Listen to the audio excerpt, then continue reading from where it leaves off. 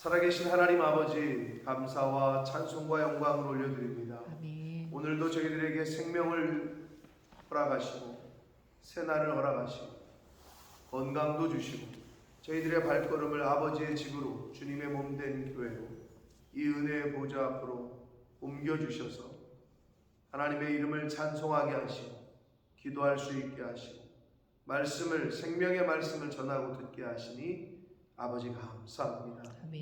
이 시간 하나님 앞에 나온 한 심령들 그 마음 중심을 보시고 하나님의 말씀을 통하여 성령으로 임재해 주시고 깨닫는 영으로 함께 하셔서 하나님의 말씀을 들을 때에 꼭 필요한 은혜의 말씀으로 깨닫게 하시고 임재해 주셔서 오늘 하루를 살아가고 남은 인생을 살아갈 때 하나님의 말씀이 내 인생의 기준이 되어 그 말씀 따라 살아갈 수 있도록 주님 은혜 내려 주옵소서. 아멘. 아버지, 이 시간 저희들의 마음에 문을 열고 귀를 열고 눈을 열고 입을 열어 하나님의 말씀을 듣기를 소원하고 성령 하나님 각 심령과 한 사람 한 사람 위에 함께하여 주옵소서. 아멘. 예수 그리스도 이름으로 축복하며 기도 올리옵나이다. 아멘. 아멘.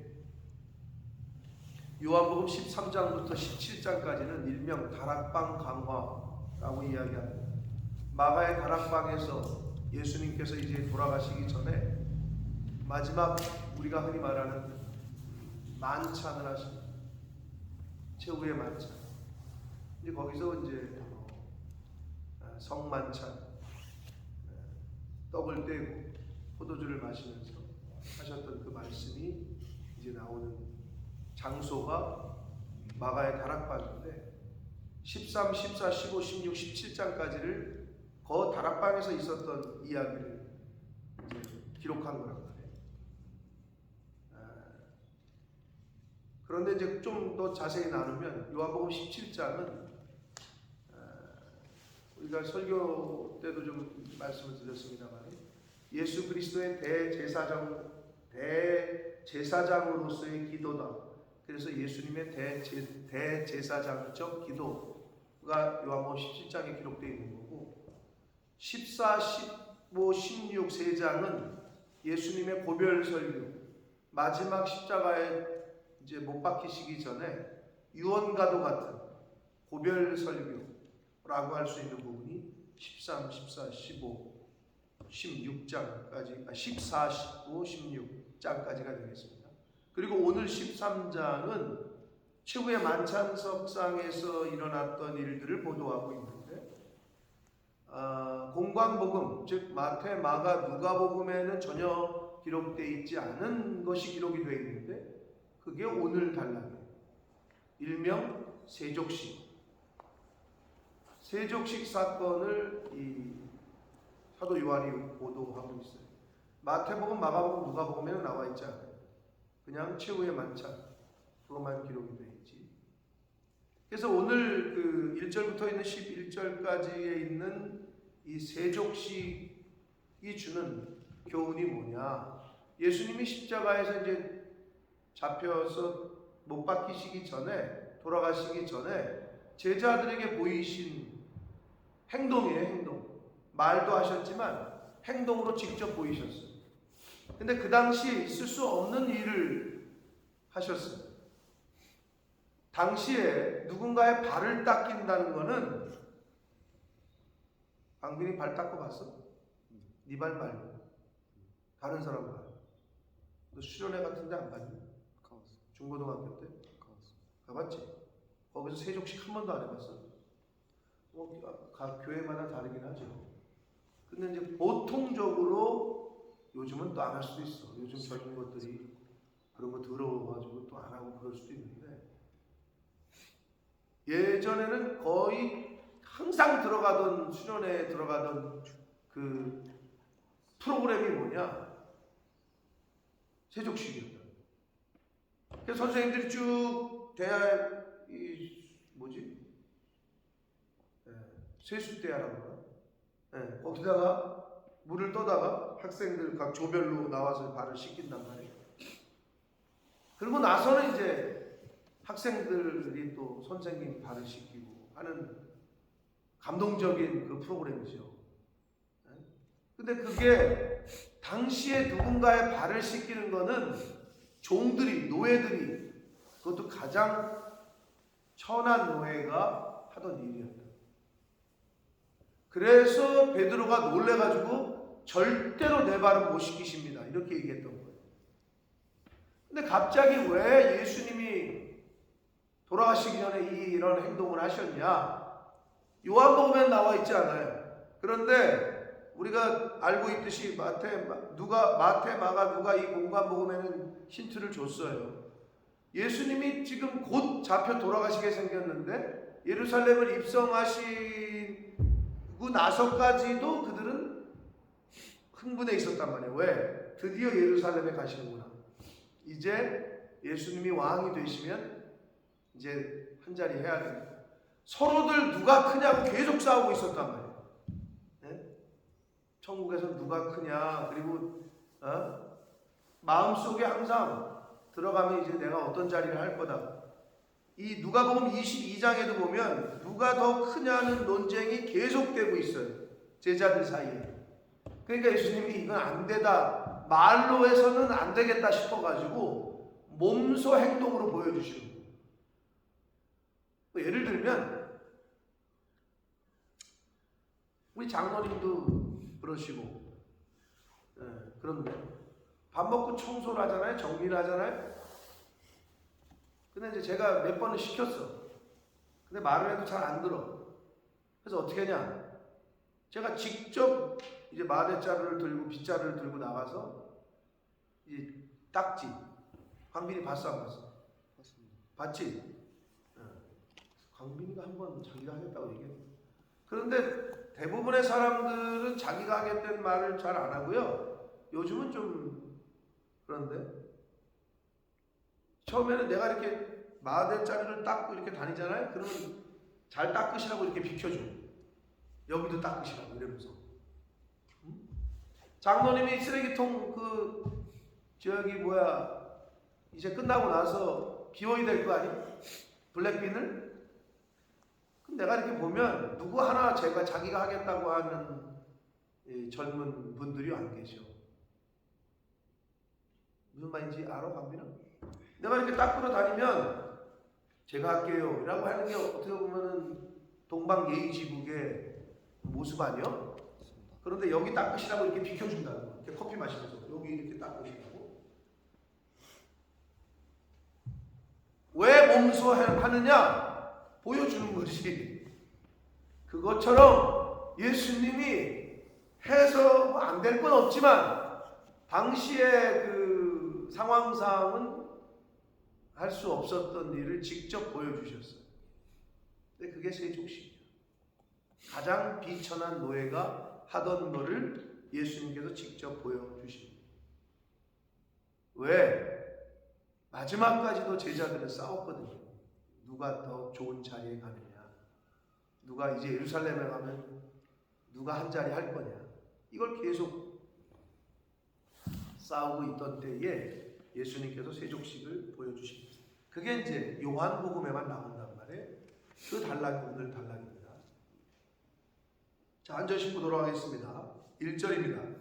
6월절 전에 예수께서 자기가 세상을 떠나 아버지께로 돌아가실 때가 이른 줄 아시고, 때를 알아야 된다. 제가 지난주 종료주일 전에 한번 말씀을 드렸습니다. 그 때를 아셨어요, 예수님. 그래서 세상에 있는 자기 사람들을 사랑하시되 끝까지 사랑하셨다라고 말씀하고 있습니다. 여기서 자기 사람들은 가룟 유다를 제외한 예수님의 제자들을 의미해요. 같이 있었던 사람. 마음이 변하지 않고 끝까지 간다는 거, 이게 굉장히 중요해요. 무슨 일을 하든, 공부를 하든, 운동을 하든, 어떤 일을 하든 어떻게 꾸준하게 한다는 건 굉장히 중요합니다. 꾸준하게 하기만 하면은 뭐든 돼. 근데 사람이 이 꾸준하게 하기가 어려워. 가다가 일평생 검은 머리가 팥불이 되도록 사랑하겠다. 하지만 이게 안 되잖아요. 여러 이유로 인간이 연약하기도 하고 여러 유혹이 있고 안 된단 말이에요. 그러니까 놀고 싶지. 그런데 놀고 싶은 거를 안 놀고 공부하고 게임도 하고 싶고 친구들하고 만나가서 뭐 놀러도 가고 싶고 그런데 그거를 절제를 하고 계속 레귤러리하게 정해진 시간에 운동하고 그런 사람들이 지금 다 우리가 알고 있는 유명한 사람들이 된 거거든요. 끝까지 한다는 게 어렵다. 사랑하는 것도 마찬가지예요. 내가 교회를 사랑하고 하나님을 사랑하는 데 있어서 내 사람은 연약하거든요. 변한단 말이에요, 인간은. 그래서 그런 말이 있죠. 오늘의 동지가 내일의 적이 되고 오늘의 적이 내일의 동지가 됩니다. 많이 보잖아요. 주변에서. 그렇게 좋다 그럴 땐 언제고 그렇게 욕할 땐 또. 그래서 여러분 가장 최측근이 가장 배신하기가 쉽습니다. 그게 인류 역사상 보여주잖아요. 예수님의 제자인 가룟 유다가 보여줬고 네로를 누가 죽였다고요? 네로인가? 네로를 죽인 건가? 브루투스가? 맞나요? 세계사 브루투스가 죽였잖아요. 그 네로 형제인가? 갑자기 헷갈려요. 최측근이었어요. 오른팔. 아니 뭐 박정희 대통령은 안 그래요? 어디 뭐 북한에서 넘어와가지고 한 게 아니라 같은 방 안에서 술도 마실 정도의 최측근이었던 사람이 총을 쏜 거 아니에요? 똑같습니다. 인류 역사는. 가장 가까이 있는 사람이 배신하기가 쉽습니다. 끝까지 하기가 어려운 거예요. 인간이. 나빠서가 아니고 연약하고 유혹이 있고 그래서 그런 거예요. 근데 예수님은 뭐라 그러시냐? 자기 사람들을 사랑하시되 끝까지 사랑하셔요. 여기서의 사랑은 당연히 아가페입니다. 헬라어 원문에서는 변함없는 사랑. 아가페의 사랑은 하나님 신적인 사랑을 표현할 때 헬라어 단어로 아가페를 쓴다 그랬어요. 반대되는 건 인간의 사랑이죠. 육적인 사랑, 에로스. 그걸 에로스라고 표현합니다. 헬라 사람들은 그 사랑의 단어도 그렇게 네 가지로 분류해서 썼다. 굉장히 철학적인 사람들이죠. 원래 헬라 사람들이 뭐 철학가들이 많잖아요. 아리스토텔레스, 뭐 플라톤 등등. 생각을 깊게 하는 사람들이죠. 자, 하나님의 사랑은 아가페 사랑. 우리를 끝까지 사랑하시는 변함없는 사랑입니다. 아멘. 하나님은 변하지 않아요. 내가 변하는 거죠. 하나님이 인간을 향한 우리를 향한 사랑은 예수 그리스도께서 제자들을 향한 사랑은 변함이 없었어요. 누가 변했어요? 제자들이 변한 거지. 다 도망쳤어요. 베드로는 수제자야 넘버 1 3번 부인했어요. 그게 인간의 뭐 나쁜 점이라기보다는 연약함이에요. 우리들도 마찬가지예요. 우리들도 언제든 그렇게 변할 수 있다는 거예요. 내 힘으로는 안 돼.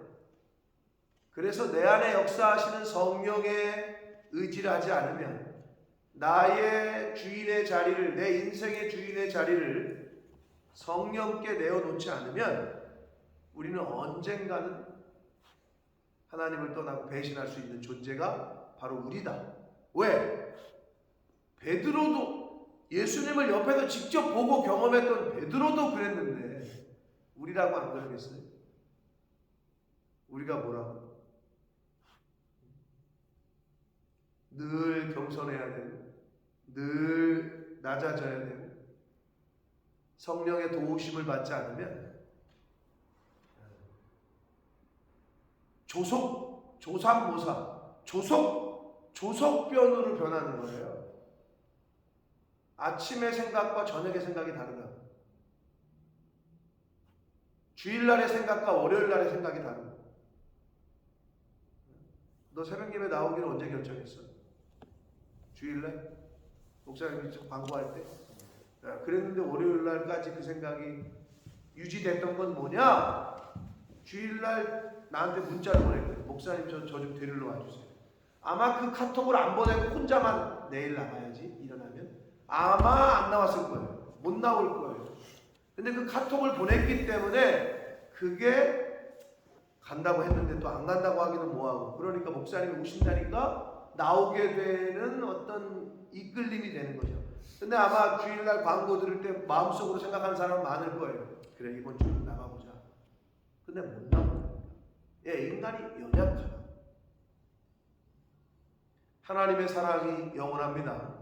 그 사랑을 우리도 힘입어 그 사랑에 의지할 때 우리도 좀 비슷하게 따라가는 거지, 내 의지, 내 힘으로는 할 수가 없다. 근데 예수님은 제자들을 사랑하시되 끝까지 사랑하셨다라고 말씀합니다. 2절을 보면 마귀가 벌써 시몬의 아들 가룟 유다의 마음에 예수를 팔려는 생각을 넣었다, 이렇게 말씀하고 있습니다.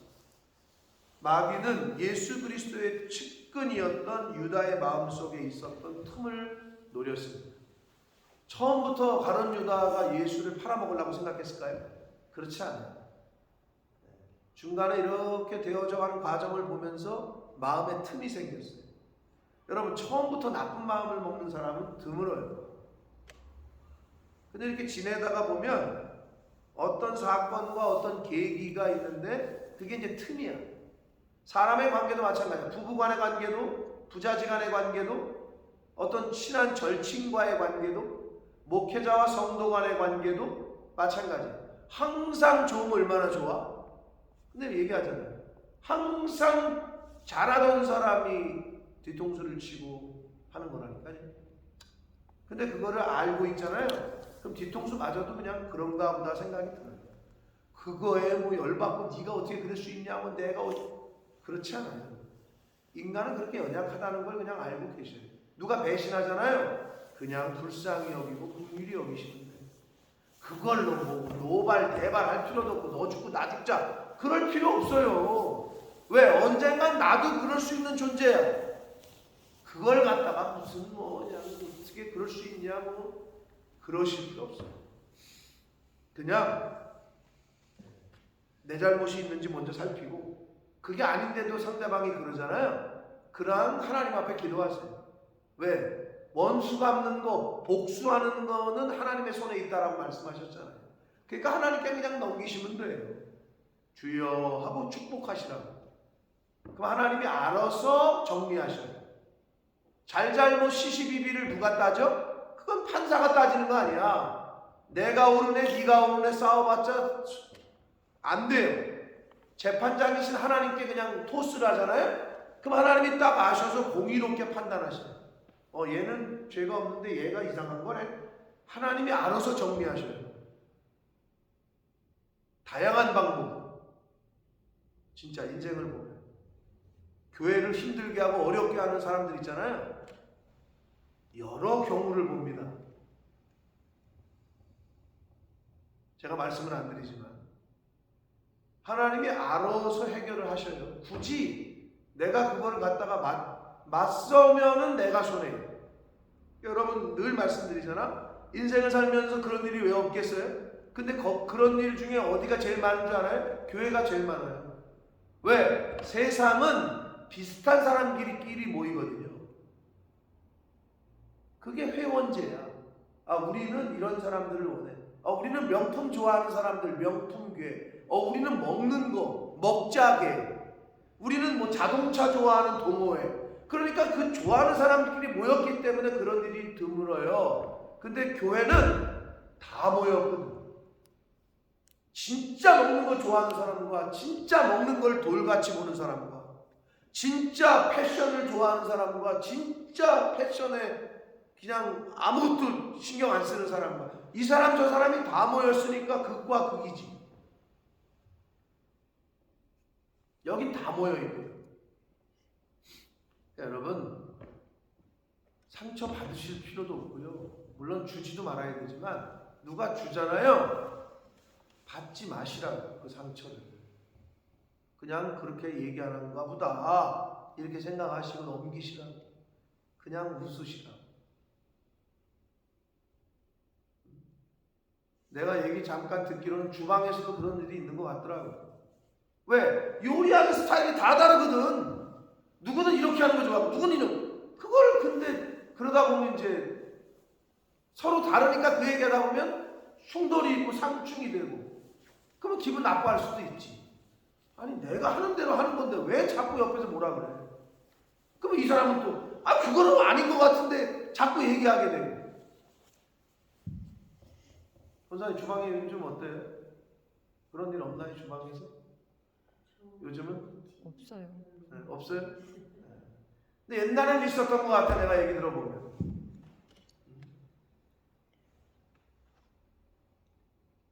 아니 교회도 엄청 많아요. 목회자들끼리도 있어요. 내가 얘기하잖아. 교회는 그런 곳이야. 그런데 그 안에서 뭘 배우라고? 나 고치는 거예요. 여기까지도 말이 하고 싶어. 너 왜 그렇게 예를 들면 어떤 분은 너 그렇게 옷 입지 말아라. 어떤 전도사님 교육자들 중에도 괜찮아. 모자 멋있다 야. 어디 교회를 오는데 나시트 입고 와. 근데 어떤 전도사님은 야 패션 오늘 좋은데 도대체 어디에 장단을 맞추라는 거야. 누구는 입고 와도 좋다 그러고 누구는 입고 오지 말라 그러고 어디에 장단을 맞춰? 다 다르거든 생각이 인간이.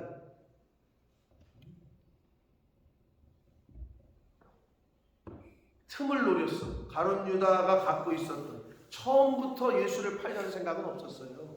가룟 유다도. 근데 그 중간에 이렇게 오다가 틈이 생겼어. 거기에 마귀가 생각을 넣었다고 얘기하잖아요. 여러분 이런 거죠. 여러분 교회 신앙생활하고 어떤 생활 하시다가 이렇게 생각이 들어와요. 어떤 생각이. 근데 그 생각이 말씀에 비교해서 아니다 싶으면 빨리 끊으셔야 되는데 그 생각이 들어온 거를 계속 하잖아요. 내가 저걸 어떻게 해볼까? 라는 생각이 들어왔을 때 내가 이거를 남들도 다 하는데 예를 들어서 뭐 나도 스포츠 토토라는 거 한번 해볼까? 남들도 다 하는 것 같은데 왜 옆에 주변에 다 하거든. 이제 그렇게 시작되는 거예요. 한국이 요즘 얼마나 무서운지 몰라요. 마약이. 우리나라는 더 이상 마약 청정국이 아니야.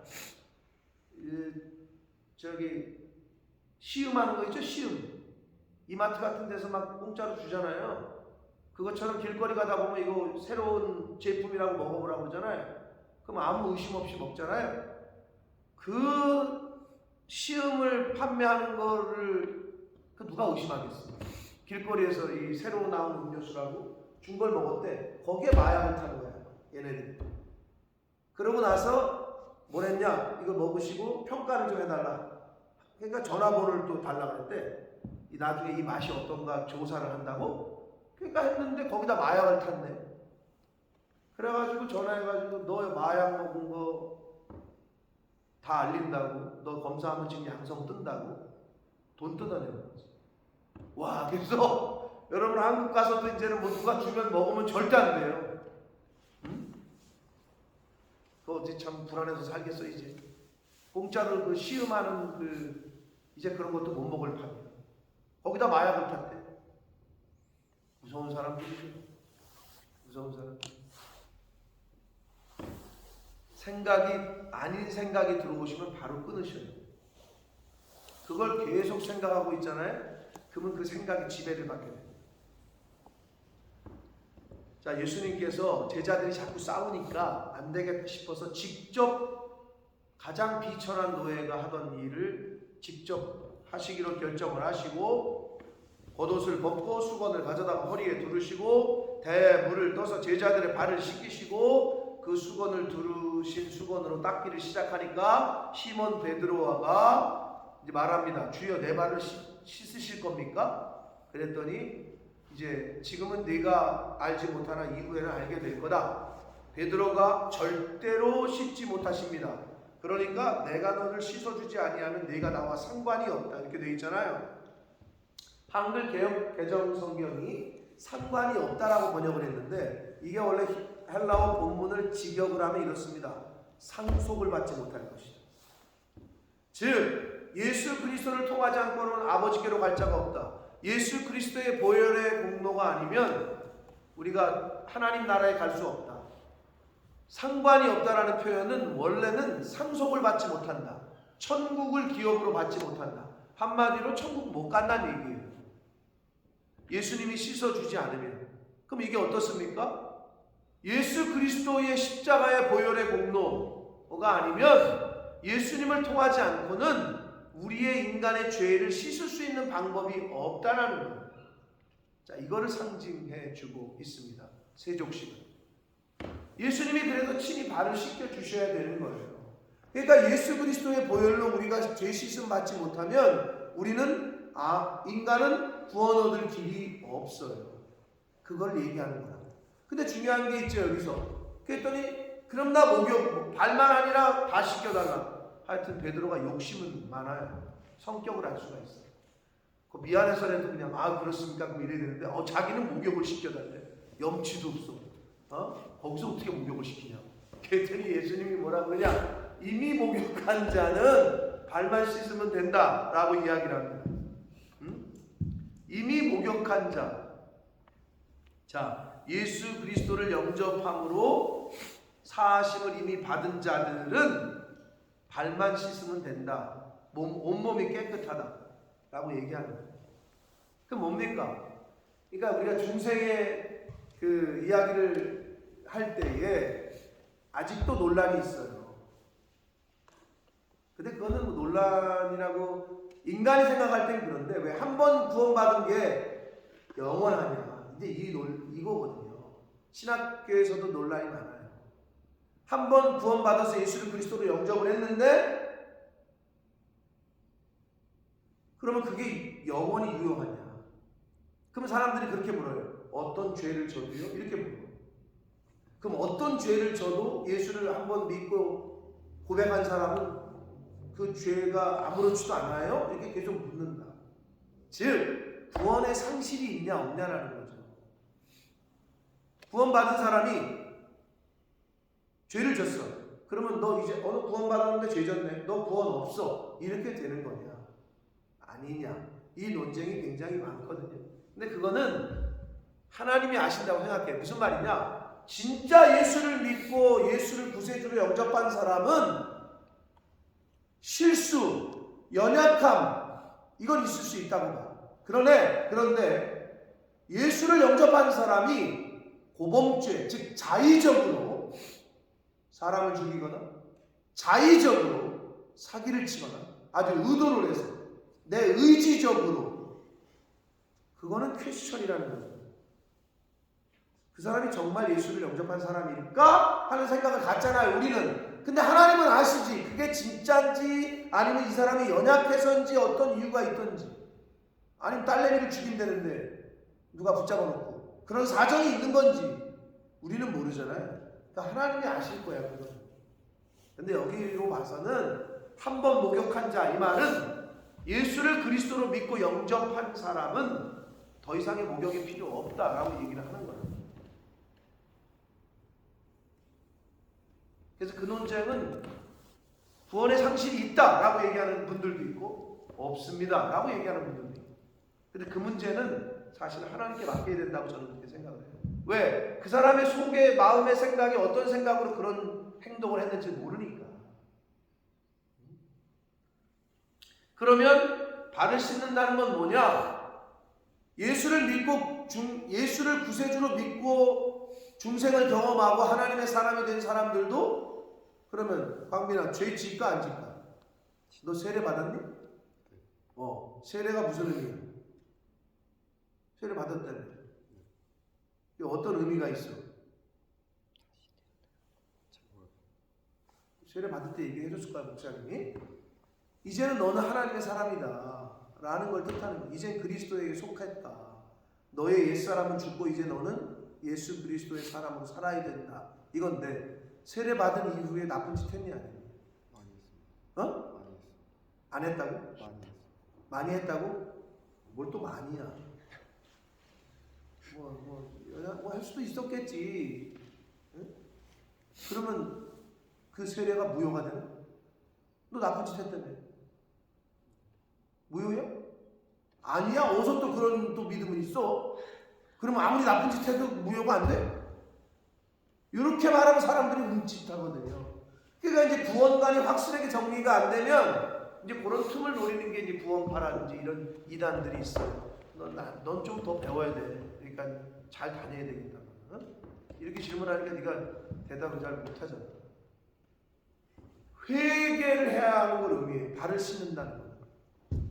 발은 씻어야 된다고 그러잖아요. 인간이 연약하기 때문에 넘어지고 죄를 져. 회개하셔야 돼요. 철저하게 하나님께서 깨닫게 하시면 회개해야 돼요. 근데 또 이런 게 있죠. 회개를 하고 그러면 사람들이 또 이렇게 물어요. 회개 아주 예수 믿는 사람들은 좋아. 죄 짓고 회개하고 죄 짓고 회개하고 죄 짓고 회개하고 이렇게 또 물어요. 어? 아주 그냥 회개가 그냥 아주 만사형통이야. 이렇게 얘기한다. 그런데 여기서 중요한 건 그 사람이 그걸 진짜 밥 먹듯이 의지적으로 하는 건지 이 부분은 우리는 잘 모른다. 근데 중요한 건 회개는 분명히 해야 됩니다. 근데 진정한 회개는 다윗과 같은 거죠. 다윗이 밧세바를 범하고 이 바닥이 이 카페트가 눈 젖을 때까지 아주 통에 자복하고 했다고 그랬잖아요. 그 이후에 다윗의 인생이 어때요? 또 범했어요? 또 다른 부녀자를 그렇게 데려다가 추행을 하고 강간을 했어요? 한 번 진정한 회개는 한 번 했던 죄에 대한 것을 하나님 앞에 회개했으면 다시는 하지 않아야 되는 게 원칙이죠. 근데 인간이 또 하게 돼요. 그쵸?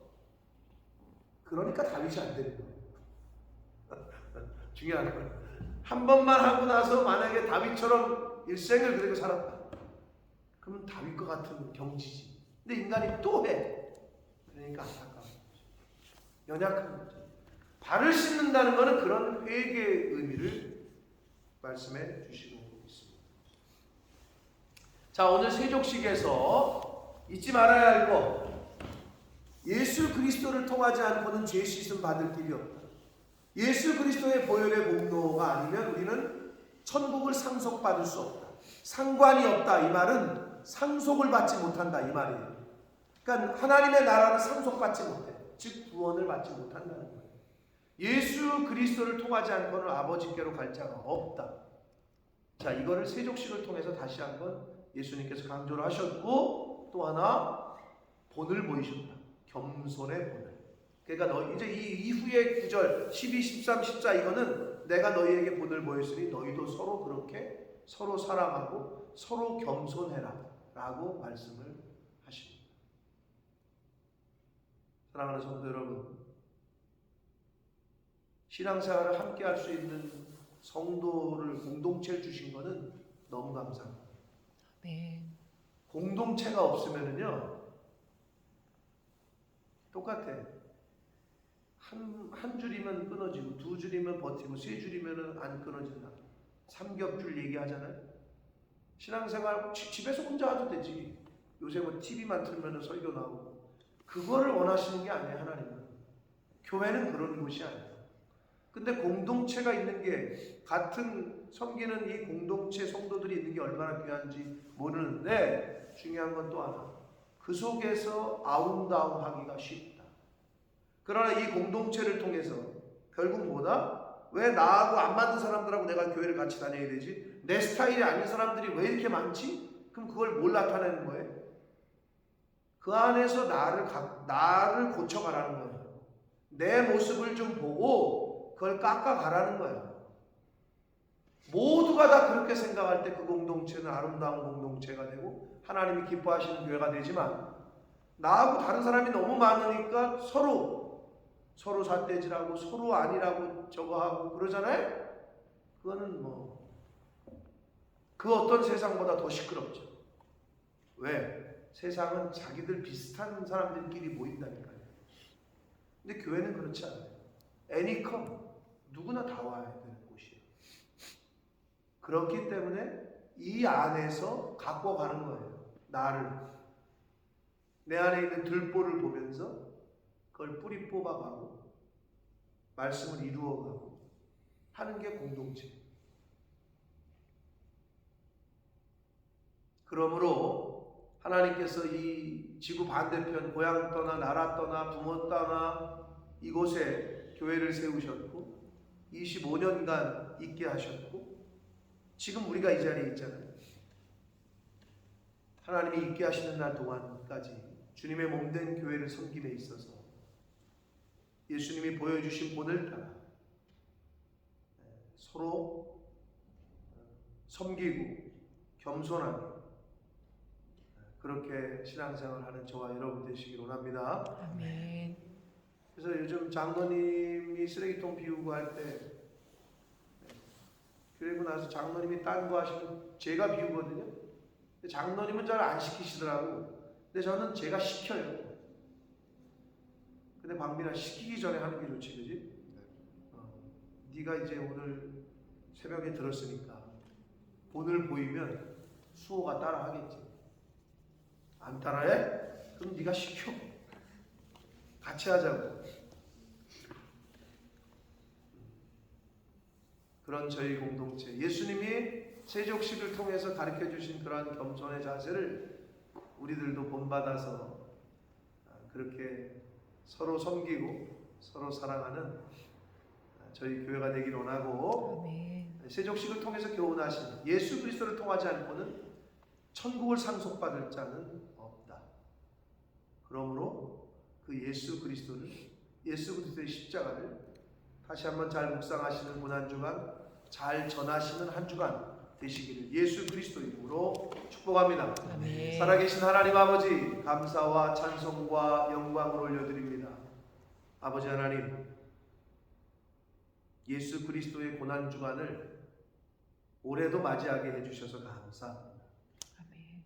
과연 내년의 고난주간을 저희가 맞이할 수 있을지 모르나 예수 그리스도의 고난주간을 그 절기를 지키며 예수님의 십자가의 고난의 의미를 다시 한번 되새기게 해주셔서 하나님 감사합니다. 아멘. 예수 그리스도의 십자가의 고난이 없이는 그 누구도 구원받을 수 없었기에 이 십자가의 고난이 각 사람에게는 생명과도 같은 그러한 의미가 있다는 것을 저희들 다시 한번 깨닫게 하시고, 예수님을 통하지 않고는 천국을 기업으로 상속받을 자가 없다라는 것을 다시 한번 교훈받았으니 그 예수 그리스도를 마음의 중심에 모시고 주인으로 모시고 예수님이 말씀하신, 성경에 말씀하신 그 말씀대로 이 세상 살아있는 동안에 그 말씀에 순종되고 피동되는 인생을 살아가는 제가 되게 해주시고 이 자리에 있는 하나님의 사람들이 되게 해 주옵소서. 아멘. 예수님이 본을 보여주셨습니다. 그 본을 따라 살게 하시되 주님. 교회 공동체 안에서 믿음의 본을 보이는 믿음의 선배들의 모습을 잘 따라가고 잘 본받는, 먼저 된 자를 잘 따라가는 나중된 자가 될 수 있도록 그러한 저희 교회의 공동체가 되도록 주님 은혜 내려 주옵소서. 아멘. 예수